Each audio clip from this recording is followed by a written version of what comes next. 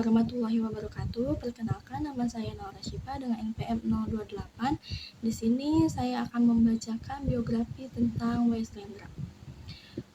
W.S. Rendra yang memiliki nama asli Willy Brodus Surendra Broto Rendra lahir pada 7 November 1935 di Solo, Jawa Tengah, Indonesia. W.S. Rendra dijuluki si burung merak. Hal ini karena cara pembacaan puisi dan penampilannya di atas panggung yang penuh pesona serta flamboyan bak burung merak. Beliau lahir dari pasangan R. Kavionus Sugeng Bratomadjo dan Raden Ayu Katrina Ismadillah. Ayahnya adalah seorang guru bahasa Indonesia dan bahasa Jawa di Sekolah Katolik Solo, di samping sebagai dramawan tradisional.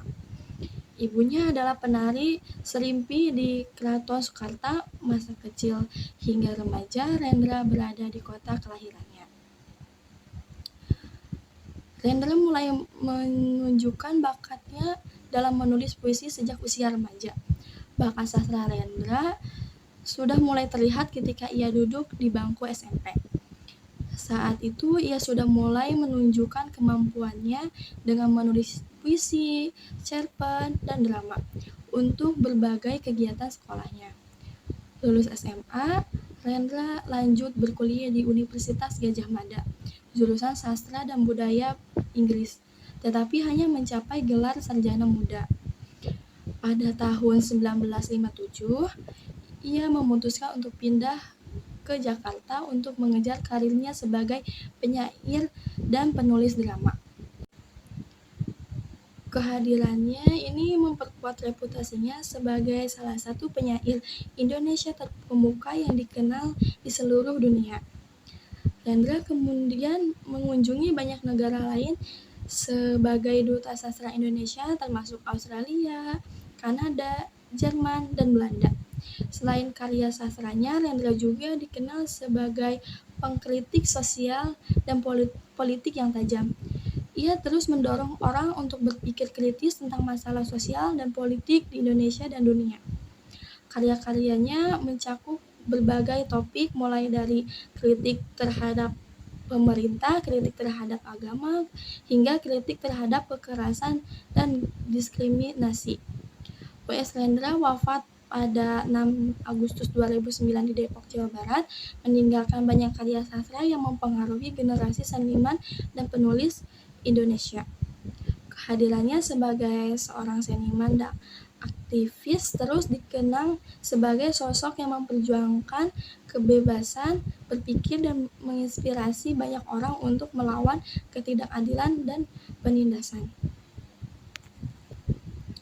Di Jakarta, Rendra terlibat dalam kegiatan teater dan menulis banyak drama, puisi, dan esai yang menjadi sangat populer. Pada tahun 1963, ia mendirikan Teater Bengkel yang menjadi rumah bagi banyak seniman muda dan telah menjadi ikon dalam sejarah teater Indonesia. Rendra juga aktif dalam gerakan mahasiswa pada tahun 1960-an dan terlibat dalam banyak kegiatan protes dan demonstrasi sosial dan politik. Pada tahun 1977, Rendra menjadi penyair pertama yang diundang untuk membaca puisi di Gedung Putih di Washington DC, AS. Latar belakang sastra di zaman W.S. Rendra, atau yang dikenal dengan nama lengkap Wilbrodus Surendra Broto Rendra. Hidup dan berkarya di era yang penuh gejolak, yaitu era pasca kemerdekaan Indonesia. Masa ini diwarnai dengan berbagai peristiwa penting, seperti peristiwa revolusi fisik, perjuangan melawan penjajahan Belanda dan Jepang.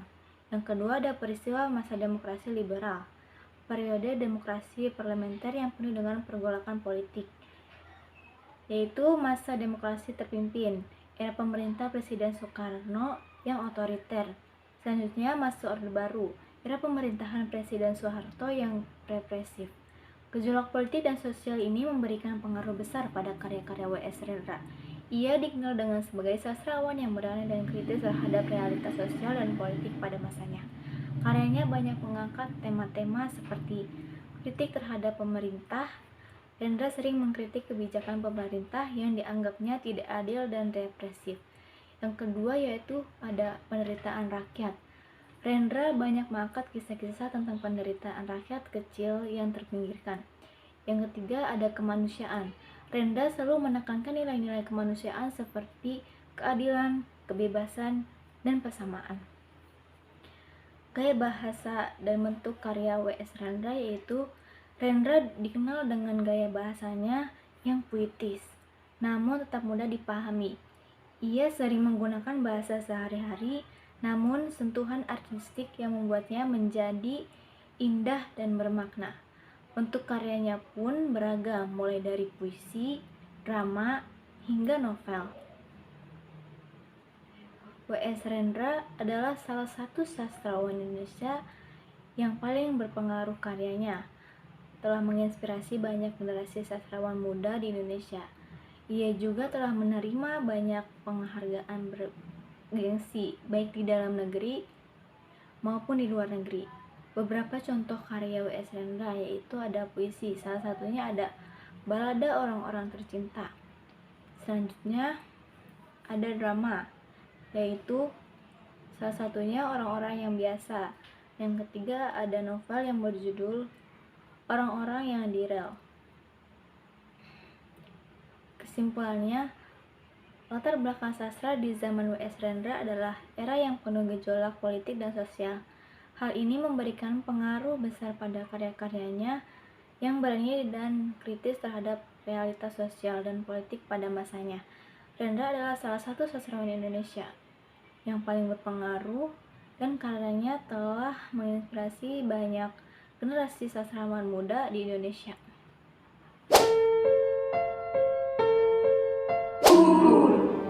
Buah karya W.S. Rendra. Ia merangkak di atas bumi yang dicintainya. Tiada kuasa lagi menegak, telah ia lepaskan dengan gembira. Kelar terakhir dari bibirnya, ke dada musuh yang merebut katanya. Ia merangkak di atas bumi yang dicintainya. Ia sudah tua, duka-duka di badannya, bagai harimau tua. Susah payah mau menjeratnya. Matanya bagai saga menatap musuh pergi dari kotanya. Sesudah pertempuran yang gemilang itu, 5 pemuda mengangkatnya, di antaranya anaknya.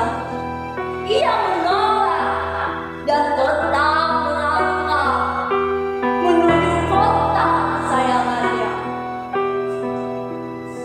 Ia melangkah di atas bumi yang dicintanya.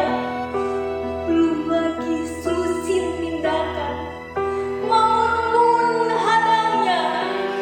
Ketika anaknya memegang tangannya, ia berkata, ia berasal dari tanah, kembali lagi pada tanah.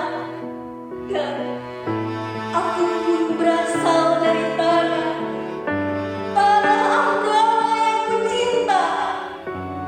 Kita bukanlah anak yang janda, karena kita punya bumi kecintaan. Bumi yang mengisi kita dengan mata airnya. Bumi adalah tempat lautnya yang sah. Bumi kita adalah kehormatan. Bumi kita adalah jiwa dan jiwa. Ia adalah bumi nenek moyang. Ia adalah warisan yang sekarang. Ia adalah warisan yang akan datang. Hari pun berangkat malam, bumi berpulang dan terbakar, karena api menyala di kota Kambrau. Orang tua itu kembali berkata, lihatlah hari telah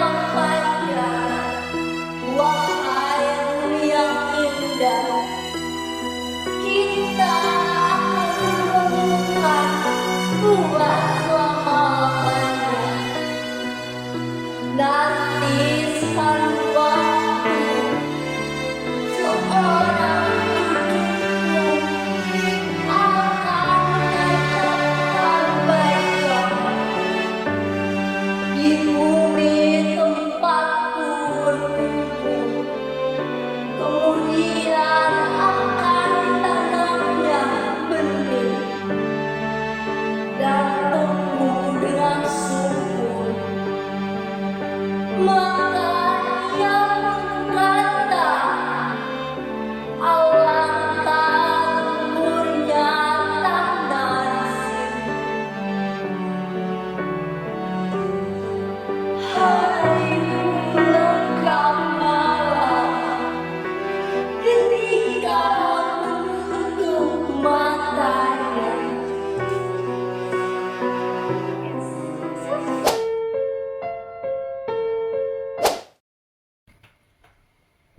Nah, perkenalkan, nama saya Risma Desviani akan mengapresiasi puisi yang telah dibacakan dan ditampilkan oleh kedua teman saya sebelumnya. Makna puisi gugur karya W.S. Rendra. Puisi gugur yang telah dibacakan sebelumnya merupakan buah karya dari W.S. Rendra. Latar belakang dari terciptanya puisi tersebut merujuk pada pertempuran Palang Ambarawa yang terjadi di Semarang. W.S. Rendra lewat karyanya itu seolah sedang menceritakan seberapa genting dan mencekamnya pertempuran di Ambarawa pada saat itu. Ia seperti bercerita tentang para pejuang Indonesia yang berjiwa gigih dan pemberani menghadapi tentara sekutu yang ingin merebut kemerdekaan mereka kembali. Para pejuang itu rela mengorbankan nyawa mereka demi tanah airnya. Tidak peduli seberapa parah luka di tubuhnya, para pejuang di Ambarawa tetap tak gentar melawan mereka.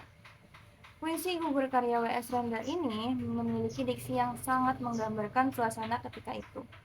Gaya bahasanya cukup spontan dan alami. Imajinya disusun dengan baik. Kemudian tema dalam puisi gugur buah karya W.S. Rendra ini tentunya adalah mengenai perjuangan dari rakyat untuk mempertahankan kemerdekaan negara Indonesia yang baru saja seumur jagung. Rasa yang tercermin ketika puisi tersebut dibacakan adalah perasaan yang bercampur aduk. Ada ngeri, bangga, sedih, dan haru. Suasananya tergambar mencekam karena di tengah peperangan. Amanat yang tersampaikan dari puisi tersebut adalah semangat berjuang untuk kemerdekaan tidak boleh padam walau apapun yang terjadi. Terima kasih.